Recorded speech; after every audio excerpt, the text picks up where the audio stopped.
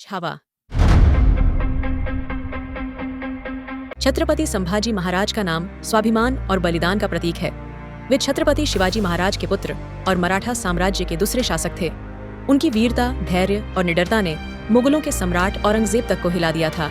छत्रपति शिवाजी महाराज की मृत्यु के बाद मराठा साम्राज्य पर संकट के बादल मंडराने लगे। मुगल सम्राट औरंगजेब ने मराठों को समाप्त करने के लिए अपनी विशाल सेना भेजी, लेकिन संभाजी महाराज अपने पिता की तरह निडर और चतुर थे। उन्होंने मराठा सेना का नेतृत्व करते हुए कई युद्धों में मुगलों को हराया।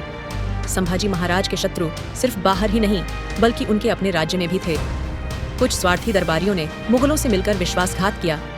संभाजी महाराज अपने प्रिय मित्र कवि कलश के साथ सांगली के पास विश्राम कर रहे थे।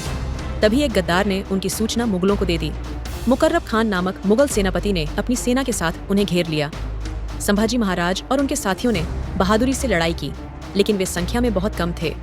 अंततः उन्हें बंदी बना लिया गया और औरंगजेब के दरबार में ले जाया गया। औरंगजेब ने संभाजी महाराज को अपमानित करने की पूरी कोशिश की। उसने उन्हें इस्लाम कबूल करने का प्रस्ताव दिया और कहा, अगर तुम धर्म परिवर्तन कर लो तो तुम्हें जीवित रखा जाएगा और सम्मान दिया जाएगा। लेकिन संभाजी महाराज ने गर्व से उत्तर दिया, मैं हिंदवी स्वराज्य का राजा हूँ।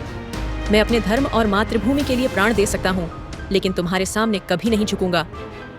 उनके इस उत्तर से औरंगजेब क्रोधित हो गया। उसने आदेश दिया कि संभाजी महाराज को भयंकर यातनाएं दी जाए। संभाजी महाराज को लोहे की जंजीरों में बांध दिया गया। उनके शरीर पर कोड़े बरसाए गए, उनके नाखून निकाले गए और उनकी आंखों में गर्म लोहे की सलाखें डाल दी गईं। लेकिन वे फिर भी अडिग रहे। हर यातना के बाद उनसे पूछा जाता, क्या अब तुम इस्लाम कबूल करोगे? संभाजी महाराज का उत्तर हमेशा एक ही रहता, नहीं, मराठा कभी झुकते नहीं। भयंकर यातनाओं के बाद उनकी वीरगति हो गई। संभाजी महाराज का बलिदान व्यर्थ नहीं गया। उनके साहस ने मराठों में नई ऊर्जा भर दी। अगले कुछ वर्षों में मराठाओं ने मुगलों पर कई आक्रमण किए और अंततः मुगलों को हार माननी पड़ी।